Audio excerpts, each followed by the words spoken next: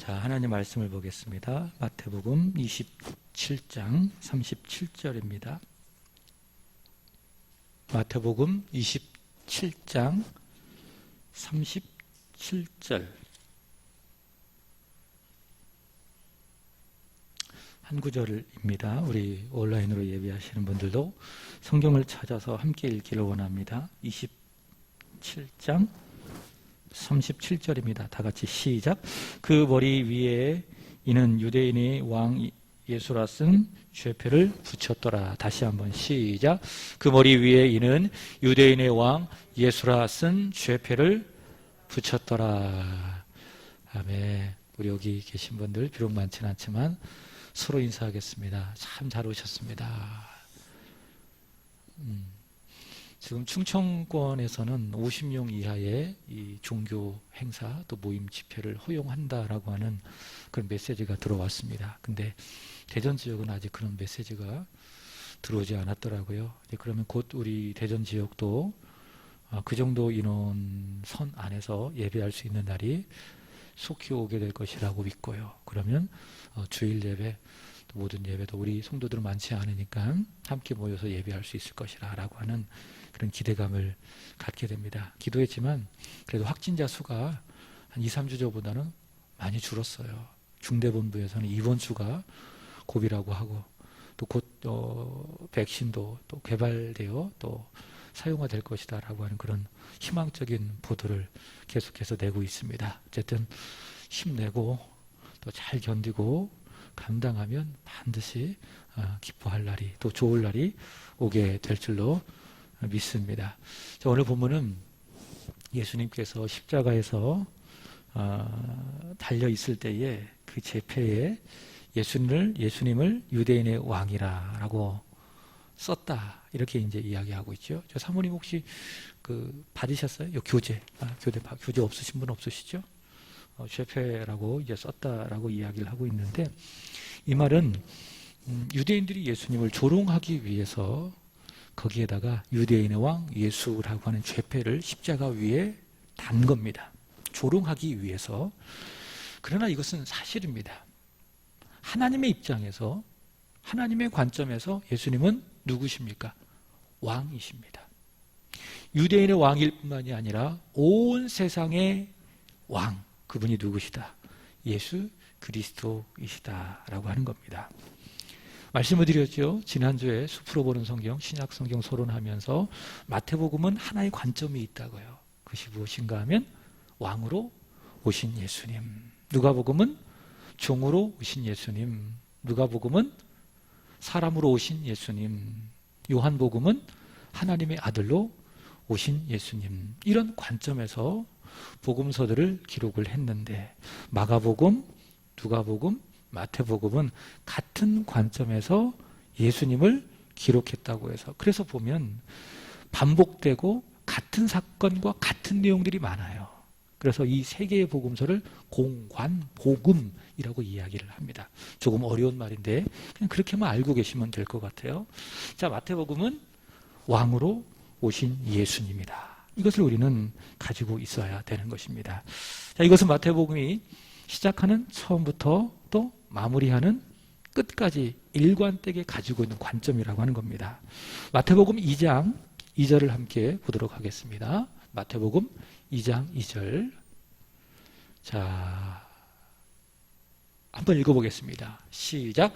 유대인의 왕으로 나신 이가 어디 계시냐? 우리가 동방에서 그의 별을 보고 그에게 경배하러 왔노라 하니. 자, 마태복음을 시작하는 2장 서론적인 내용에서 예수님을 뭐라고 이야기하고 있습니까? 마태는 유대인의 왕이다. 이렇게 이야기하고 있고 우리가 방금 읽었던 마태복음 27장 37절 이제 예수님께서 십자가에서 죽으시기 전에 또 성경은 예수님을 어떤 분으로 소개를 하고 있는가? 유대인의 왕이다 라고 소개를 하고 있습니다.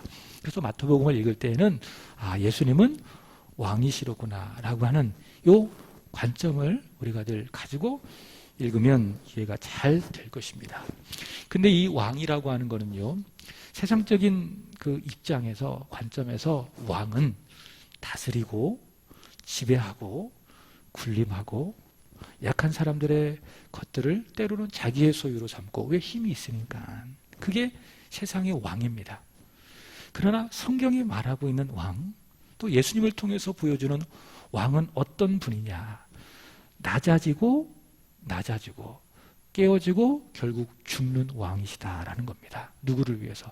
당신의 사랑하는 백성을 위해서. 그게 성경이 말하고 있는 왕, 예수님께서 보여주시는 당신의 왕 되심이라고 하는 겁니다. 이 관점을 잊지 마셔야 되는 거예요. 자, 예수님은 우리를 위해서 이 세상에 오시고 낮아지고 깨어지고 죽으셔서 우리를 구원하시는 왕, 그분이 바로 우리의 왕 되신 예수 그리스도이시다. 이거 마태복음이 소개하고 있는 예수님의 왕에 대한 중요한 개념입니다. 자, 두 번째 보시면 마태복음의 저자는 누굴까요?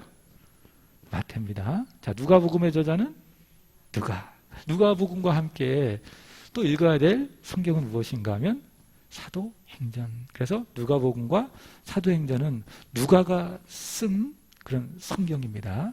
그래서 누가복음은 제1부, 제2부가 사도행전, 이렇게 두 권을 함께 읽으셔야 되는 겁니다.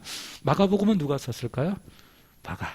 요한복음은 요한. 전통적으로 이렇게 저자에 대해서 이해를 하는데, 자, 오늘 마태복음이니까 마태복음은 마태가 썼는데 본명은 레위입니다. 레위라고 하는 것은 연합하다, 하나가 되다 라고 하는 뜻의 레위라고 하는 이름을 가진 사람이 이제 이 마태인데요. 마가복음 2장 14절을 보도록 하겠습니다. 같이 읽어보겠습니다. 시작. 또 지나가시다가 알페오의 아들 레위가 세관에 앉아 있는 것을 보시고 그에게 이르시되 나를 따르라 하시니 일어나 따르니라. 그죠? 마가복음에는 마태라고 소개하지 않고 레위라고 이야기하고 있습니다. 레위는 연합하다, 이런 뜻을 가지고 있는데, 자, 레위.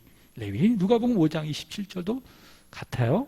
자, 시작. 그 후에 예수께서 나가사 레위라 하는 세리가 세관에 앉아 있는 것을 보시고 나를 따르라 하시니. 자, 누가복음과 마가복음은 마태를 레위라고 소개를 하고 있어요. 근데 마태복음은 레위라고 말하지 않아요. 누구라고 이야기하는가? 마태라고 이야기해요. 마태복음 9장 9절을 보겠습니다. 시작. 예수께서 그곳을 떠나 지나가시다가 마태라 하는 사람이 세관에 앉아 있는 것을 보시고 이르시되 나를 따르라 하시니 일어나 따르니라. 자, 누가복음하고 마가복음에는 레위라고 소개를 하고 있죠. 근데 마태복음에는 레위라고 하지 않고 마태라고 이야기해요. 특별한 이유가 있습니다. 이 마태복음을 쓴 저자가 나다라는 것을 마태는 밝히고 싶었기 때문에 마가복음, 누가복음에는 레위라고 소개하고 있지만 마태복음은 마태 그렇게 소개하고 있습니다. 그러니까 마태와 레위는 동일한 인물이에요. 자, 이것을 여러분들이 기억을 하시고, 자, 여기 마태복음 9장 9절 말씀을 보면 마태라고 하는 사람이 세관에 앉아 있다라고 하는 것은 그냥 이 세무서의 일종의 세무서에 앉아 있다 이런 의미가 아니라 세금을 걷는 그 위치에서도 굉장히 높은 위치에 있는 사람이다라는 뜻이 세관에 앉아 있다라고 하는 거예요. 그러니까 여러 세리들을 한꺼번에 이렇게 통솔하는 그런 사람. 이 사람이 바로 소위 말하는 세리장, 삭개오처럼 세리장이 누구였느냐? 마태 또는 레위였다라고 하는 겁니다. 자, 그러다가 보니까 사람들로부터 욕을 굉장히 많이 먹었겠죠.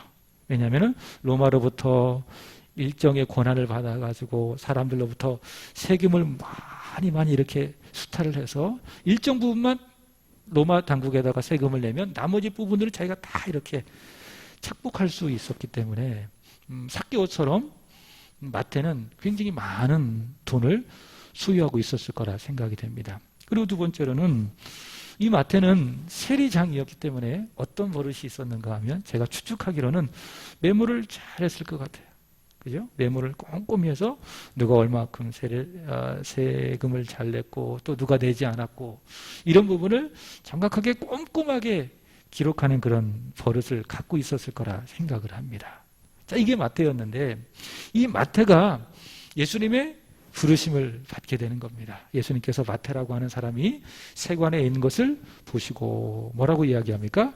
나를 따르라. 나를 따르라. 이제부터 내가 너로 사람을 낚는 어부가 되게 하겠다. 베드로에게 주셨던 그런 명령을 간접적으로 이 마태에게 주시는 겁니다. 예수 그리스도의 사도로, 예수 그리스도의 제자로 이 마태를 예수님께서 부르시는 것을 볼 수가 있습니다. 그래서 이 마태는 예수님을 따라다니고 또 예수님으로부터 또 훈련도 받고 또 교육도 받고 예수 그리스도의 사도로 세워졌겠죠. 그리고 세무서에서 일했던 것처럼 또 세리로서 일했던 것처럼 꼼꼼하게 이 예수님에 대해서 기록을 했겠죠. 그죠? 그래서 이것이 좋은 자료가 되어가지고 훗날 마태복음을 기록하는 데 아주 유용하게 사용을 했을 거라 그런 생각을 합니다. 자, 그 다음에 세 번째로는 그러면 이 마태복음은 언제 기록했느냐? 자, 마태복음의 저자는 누구라고요? 레위 또는 마태이다. 그는 세리장이다. 그리고 꼼꼼하게 기록해서 훗날 예수님의 기록을 잘했다. 이렇게 여러분이 이해를 하고 마태복음의 기록 시기 거기 보시면 사도 요한의 제자 이그나티우스 이런 사람을 속사도라고 이야기해요. 그러니까 사도 요한이 사도이고 그 다음에 사도가 된 사람들을 속사도라고 이야기하는데 사도 요한의 제자 이그나티우스가 그의 저서에서 정확하게 알려지진 않았지만 마태복음 3장 15절을 인용을 하고 있습니다. 모든 의가 이루어지도록 하려 함이라 라고 하는 이것을 볼 때의 기록 시기를 대략적으로 추론해 본다면 주후 110년경 그러니까 예수님께서 승천하시기 한 60년 이후 한 주후 110년경으로 이제 보고 있습니다. 그리고 이 마태복음은 일찍부터 초대교회 안에 하나님의 말씀으로서 복음서로서 확고한 권위를 가지고 있었다. 간단하게 이해하시면 돼요. 주후 110년경 이 마태복음이 기록이 되었다. 이렇게 이해를 하시면 되겠습니다. 자, 그 다음에 네 번째로는 구조입니다. 자, 구조인데 이것은 비로소라고 하는 이 말씀을 통해서 마태복음은 세 단락으로 나눌 수가 있다. 이렇게 할 수 있습니다. 자, 먼저 마태복음 4장 17절을 읽어보도록 하겠습니다. 시작.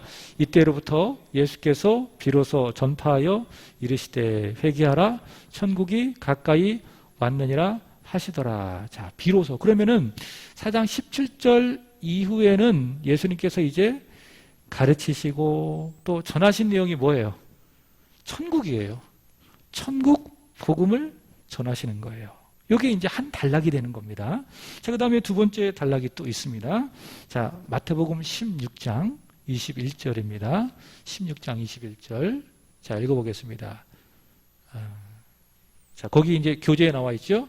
자, 시작. 이때로부터 예수 그리스도께서 자기가 예루살렘에 올라가 장로들과 대제사장들과 서기관들에게 많은 고난을 당하고 죽임을 당하고 제3일에야 살아나야 할 것을 제자들에게 비로소 나타내시니. 그러니까 마태복음 16장 20절까지는 무엇에 대해서 예수님께서 말씀하셨을까요? 천국에 대해서.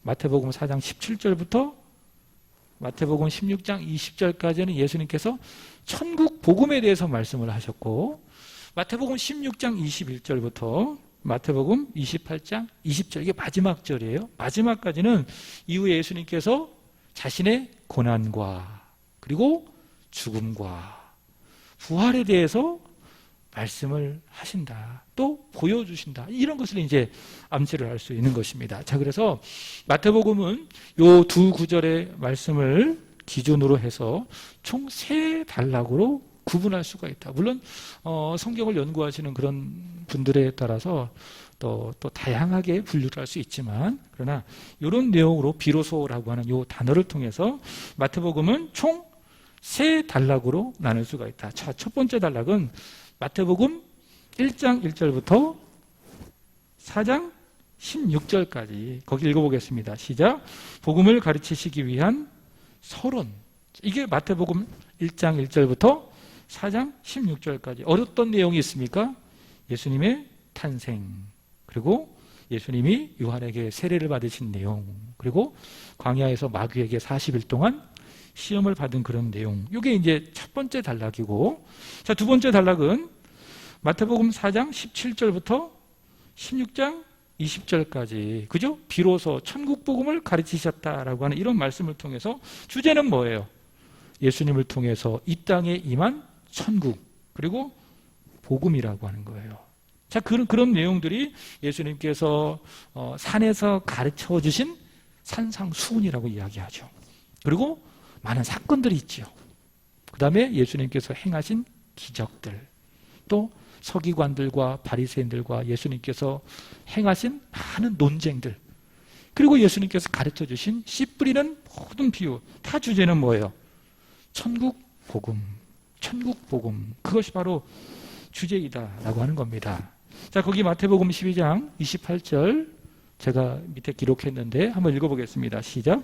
그러나 내가 하나님의 성령을 힘입어 귀신을 쫓아내는 것이면 하나님의 나라가 이미 너희에게 임하였느니라. 자, 예수님께서 오시고 또 사건을 이루어 가시고 또 기적을 행하시고 말씀을 가르치시는 이 모든 예수님의 행동들, 말씀들, 사건들, 역사들을 통해서 예수님께서 가르쳐 주시고 보여주신 것이 무엇인가 하면 왕이신 예수님을 통해서 이 땅에 천국, 하나님의 나라가 임했다, 그것을 보여준다라고 하는 거예요.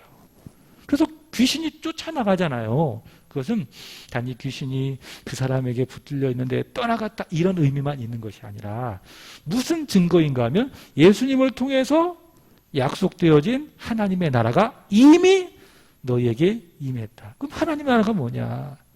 제가 주기도문 강의 때 말씀을 드렸죠. 하나님의 나라는 하나님의 다스림, 하나님의 통치.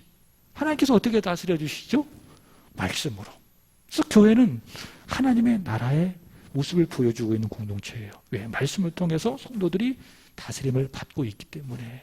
그래서 교회 가운데에 하나님의 말씀을 통해서 다스림이 있다면 그것을 교회 천국이라고 이야기하고, 우리의 심령 가운데에 말씀이 뿌려졌어요. 그래서 하나님의 지배를 받고 나의 마음이 세상에 알 수도 줄 수도 없는 평안함을 내가 누리고 있다면 그 상태를 내 심령 천국이라고 이야기하는 겁니다. 가정도 마찬가지지요. 하나님 말씀을 통해서 내 자녀가 다스려지고 부부관계가 다스려지고 있다면 그것을 가정 천국. 우리는 늘 이렇게 기도하고 또 구해야 될 줄로 믿습니다. 자, 산상수훈, 사건, 기적, 비유, 이것은 다 뭐냐? 예수님께서 이 땅에 천국을 가지고 오셨다. 예수님을 통해서 이 땅에 천국이 임했다라는 것을 보여주고 있는 증거라고 하는 거예요. 자, 그 다음에 세 번째 단락은 마태복음 16장 21절부터 28장 20절까지인데 그 천국 복음이 완성이 되는 거예요. 완성. 이 단락에서는 예수님께서 가르쳐 주셨잖아요. 그럼 제 세 번째 단락에서는 다시 말해 마태복음 16장 21절부터 마지막 28장 20절까지는 그 천국 복음이 예수님을 통해서 완성이 되는 거예요. 가르쳐 주시고 보여주시고 나타내셨던 그 천국 복음이 완성이 되는데 어떻게 예수님께서 완성시키시느냐? 세 가지 중요한 사건을 통해서. 첫 번째로는 예수님의 고난, 채찍에 맞으시고 피를 쏟아내시는 그 고난을 통해서. 두 번째로는 달리신 십자가의 죽음을 통해서. 그 다음에 세 번째로는 죄와 죽음을 깨뜨리시고 다시 살아나신 부활을 통해서 예수님께서는 천국 복음을 완성하셨다라고 하는 겁니다. 그것이 바로 마태복음 세 번째 단락의 중요한 내용이라고 할 수가 있습니다. 자, 이 모든 것들이 왕이신 예수 그리스도께서 천국 복음을 가르쳐 주시고 완성하시고, 이것이 마태복음의 중요한 내용이고 그 내용은 세 가지의 단락으로 나눌 수가 있다. 여러분이 그렇게 이해를 하시면 되겠습니다. 이해가 되셨습니까? 이 표정을 보니까 이해가 하나도 안 된 것 같은 그런 표정을 하고 있는데 이거 그냥 읽으시면 돼요. 읽으시면 돼요. 자, 그 다음에 다섯 번째로는 이 마태복음을 기록한 기록 상황이 있습니다. 자, 보세요. 첫 번째, 마태가 이 복음을 기록하고 있는 시점이 있어요. 그러니까 성경을 읽을 때 잘 읽으셔야 돼요. 자, 먼저 마태복음 27장 8절을 읽어보겠습니다. 자, 시작. 그러므로 오늘날까지 그 밭을 피밭이라 일컫느니라. 자, 보세요. 이거 그냥 우리가 그냥 지나갔던 말씀 아니겠습니까? 오늘날까지 그 밭을 피밭이라 일컫느니라. 그러면 여기서 말하는 오늘날은 우리가 생각하는 오늘날을 말하는 것일까요? 아니면 지금 이 마태복음을 기록하고 있는 마태가 기록하고 있는 그 오늘을 말하는 것일까요? 전자의 후자예요. 후자죠. 그죠? 그러니까 마태복음이 기록하고 있는 그 시점이 오늘이에요. 우리가 생각하는 오늘이 아니고. 아시겠죠? 대략 110년경에 기록되고 있다고 했잖아요. 마태복음이 바로 그때를 말하는 거예요. 오늘날까지 그 밭을 피밭이라 일컬었다. 그렇게 이해하는 겁니다. 그 다음에 마태복음 28장 15절입니다. 자, 시작. 군인들이 돈을 받고 가르친 대로 하였으니 이 말이 오늘날까지 유대인 가운데 두루 퍼지니라. 그죠? 여기도 마찬가지죠. 마태복음이 기록되고 있는 바로 그 시점, 주 110년. 그것이 바로 오늘날이라고 하는 거예요. 자, 그 시점으로 해서 잘 생각하세요. 그 시점으로 해서 교재지로 탁 넘어가시면 과거가 있어요. 마태복음을 기록하고 있는 그 시점을 중심으로 해서 과거가 있어요. 그리고 아직 마태가 경험하진 않았지만 바라보고 있는 미래가 있어요. 미래가 있어요. 자, 과거는 언제냐? 마태복음 1장 1절로 갑니다. 자, 시작. 아브라함과 다윗의 자손 예수 그리스도의 계보라. 그죠? 이게 과거예요. 아브라함 어디까지 끌고 갑니까? 구약. 구약의 믿음의 사람 아브라함. 그 다음에 다윗. 그 다음에 예수님. 이것이 바로 마태바 오늘날을 기준으로 해서 바라보는 과거예요. 과거. 자, 그 다음에 두 번째로는 미래도 있겠죠. 그럼 미래는 언제입니까? 세상 끝날. 자, 읽어보겠습니다. 마태복음 28장 20절 시작. 내가 너희에게 분부한 모든 것을 가르쳐 지키게 하라. 볼지어다 내가 세상 끝날까지 너희와 항상 함께 있으리라 하시니라. 그죠? 지금 마태복음은 그 오늘날 기점에서 어디까지 보고 있어요? 세상 끝날 언제를 말하는 겁니까? 예수님의 재림. 그러니까 마태는 구약 시대를 지나서 아브라함, 다윗을 지나서 또 예수님의 과거를 지나서 오늘을 또 지나서 어디까지 보고 있어요?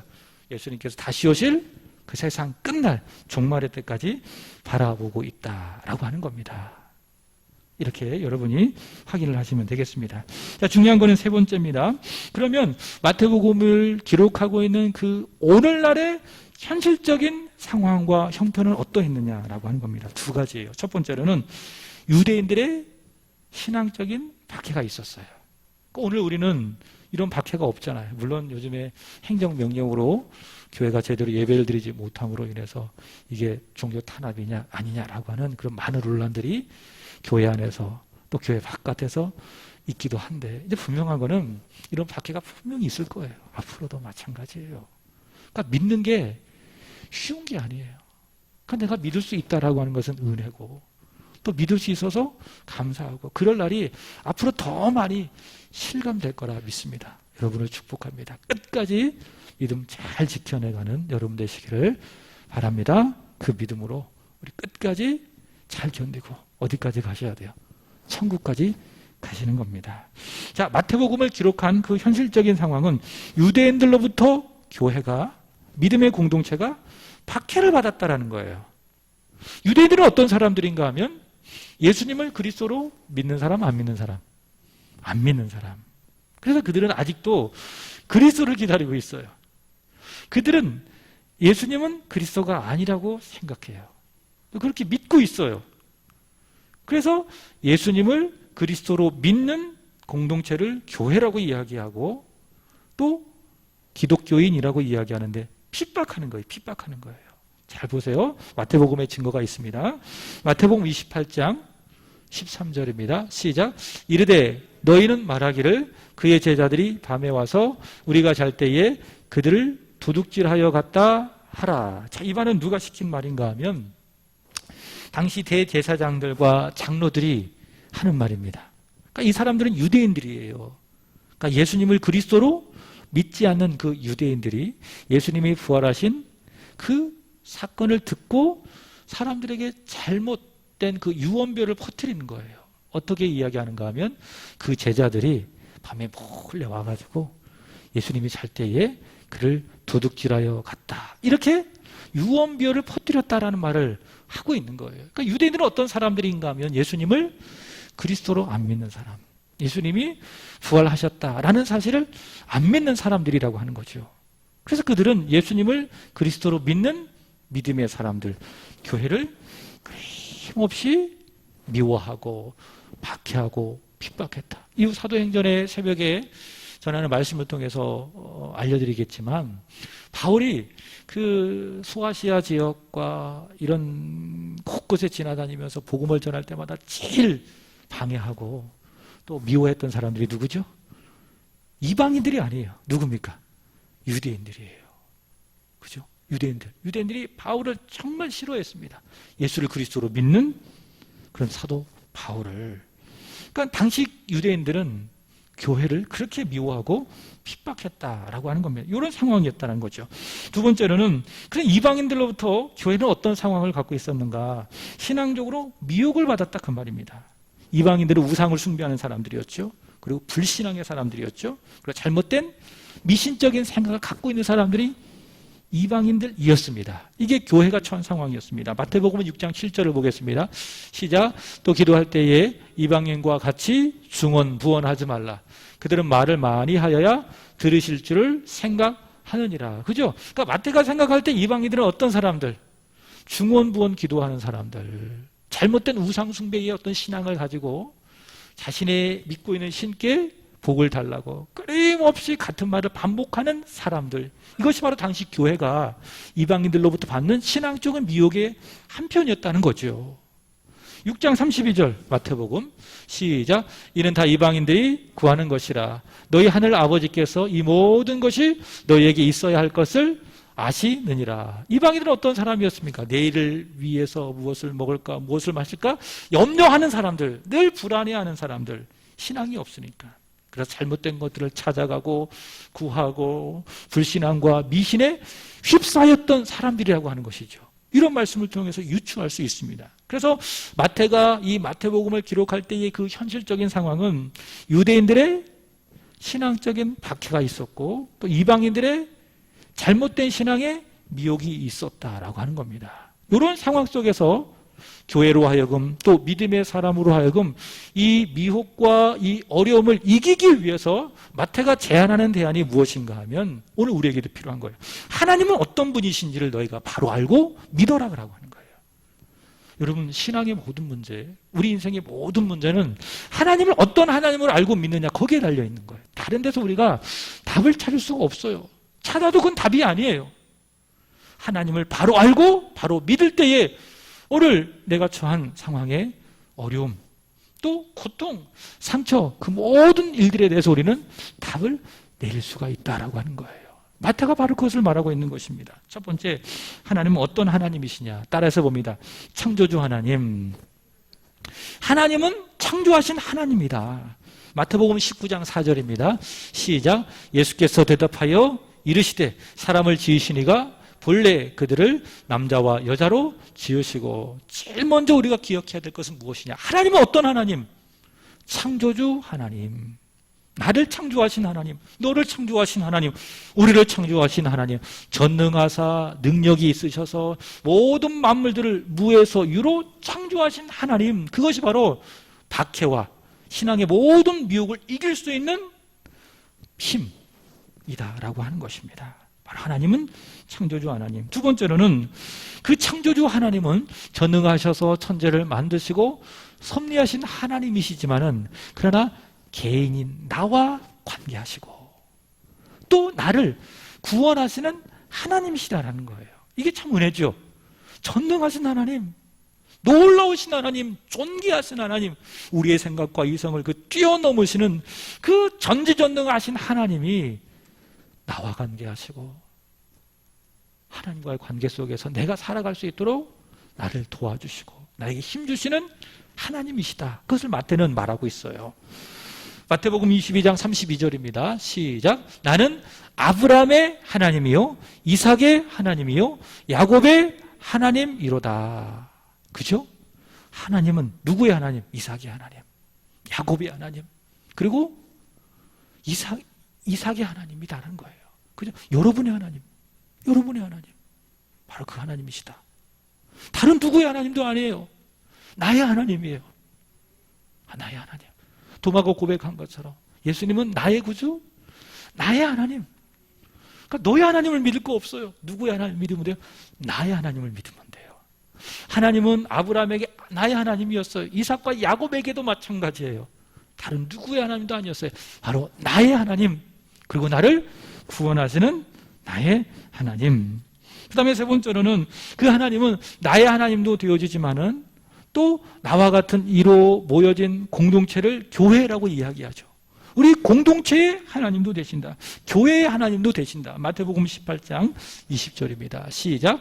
두세 사람이 내 이름으로 모인 곳에는 나도 그들 중에 있느니라. 자, 두세 사람이 내 이름으로 모인 곳, 이걸 뭐라고 이야기합니까? 교회라고 이야기하는 거예요. 교회는 건물이 아니죠. 제가 늘 강조하지만은 우리가 교회 생각할 때에 십자가가 있고 이렇게 건물이 있는 그런 이미지를 생각하는데 그것은 교회당, 예배당이지 교회는 아니라는 거예요. 교회는 뭐냐? 주 예수의 이름을 부르는 공동체, 예수 안에서 거룩하여진 믿음의 공동체, 그게 뭡니까? 그것이 바로 교회. 그래서 교회는 건물이 아니다. 마태복음 18장 20절 말씀을 보시면 두세 사람이 내 이름으로 모이신 바로 그곳 교회 가운데에 주님은 계신다라고 하는 거예요. 그래서 하나님은 어떤 하나님이시냐? 공동체의 하나님, 우리 세한교회의 하나님. 자, 그 다음에 네 번째로는 중요한 개념이죠.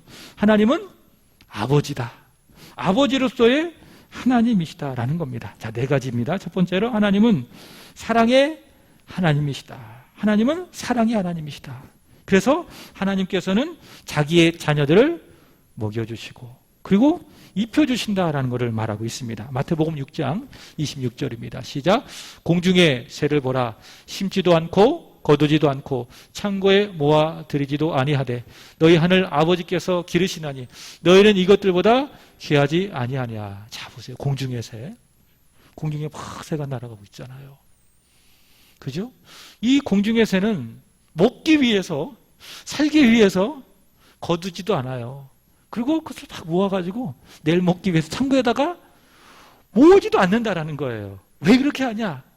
하늘 아버지께서 그들을 길러주시기 때문에. 근데 하물며 예수 안에서 예수의 피로 구원받은 너희 아들, 딸들을 하나님 아버지께서 먹여주시지 않겠느냐, 입혀주시지 않겠느냐라고 하는 거예요.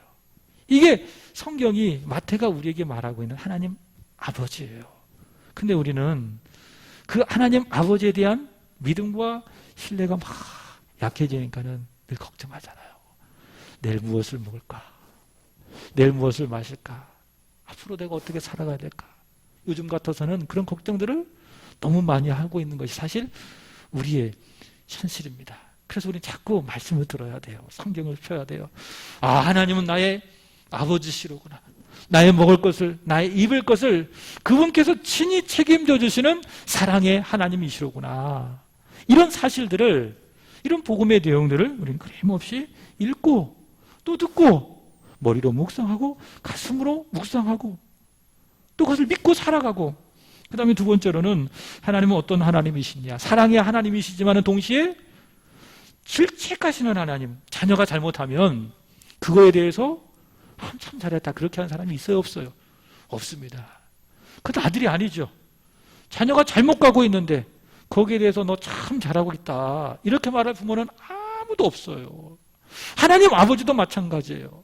당신의 자녀가 잘못 살아가고 있는데, 아버지의 생각과 아버지의 뜻과 어긋난 삶을 살아가고 있는데 하나님께서 가만히 두시겠느냐? 그렇지 않다. 바로 잡아주신다. 질책하신다. 책망하신다. 마태복음 15장 13절입니다. 다 같이 시작.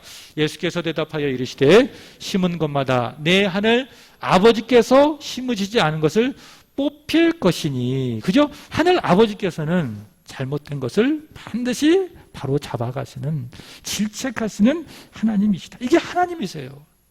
사랑의 하나님이셔서 먹을 것과 입을 것을 우리에게 채워주시면서 동시에 우리가 어긋난 길로, 잘못된 길로 갈 때에 하나님께서는 바로 잡아주시는, 질책하시는 하나님 아버지. 그 다음에 세 번째로는 우리가 금요일날 주기도문 강의를 통해서 배웠죠. 우리의 기도를 들어주시는 하나님은 어떤 하나님? 마태복음 6장 9절 말씀을 보시면 하늘에 계신 우리의 아버지. 하늘에 계신, 그러니까 우리가 범접할 수 없는, 우리가 갈 수 없는 그곳에 계시는 하나님이시지만 그러나 멀리 계시지 아니하시고 우리의 가장 가까이 계신 우리의 아버지이시다. 그분이 바로 하나님의 아버지이시다라고 하는 거예요. 그 다음에 네 번째로는 그 삼위일체 하나님과의 관계 속에서 이해하는 겁니다. 하나님 아버지는 어떤 하나님이시냐? 예수 그리스도의 아버지이시다라고 하는 거예요. 마태복음 26장 39절입니다. 시작. 조금 나아가사 얼굴을 땅에 대시고 엎드려 기도하여 이르시되 내 아버지여 만일 할 만하시거든 이 잔을 내게서 지나가게 하옵소서. 그러나 나의 원대로 마시옵고 아버지의 원대로 하옵소서 하시고. 그죠? 예수님도 하나님 향하여 아버지라고 불러요. 우리도 하나님 향하여 아버지 이렇게 불러요. 같을까요? 틀릴까요? 틀립니다.